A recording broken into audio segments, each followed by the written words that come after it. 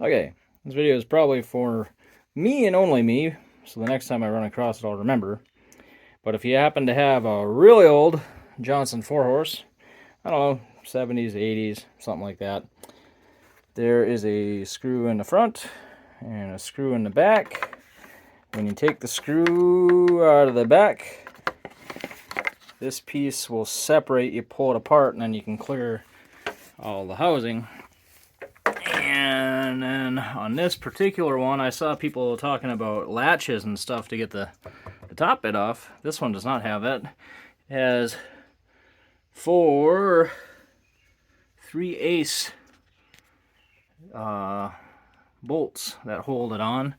And what had happened was, I don't know who, but the retract screw had gotten loose and it had spun the spring inside, so there was nothing to retract my cord anymore.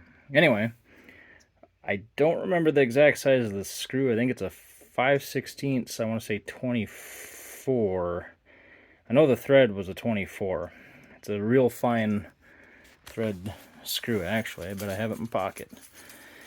Anyway, I rednecked it back together a little bit. The old one looked like that.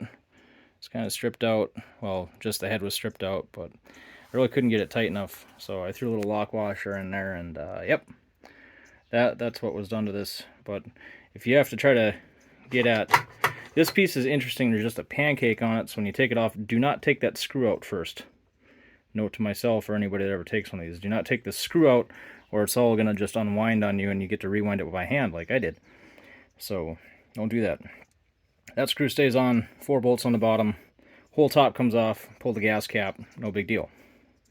But if you've never run into one of these before, I'd never seen one, that's how they come apart.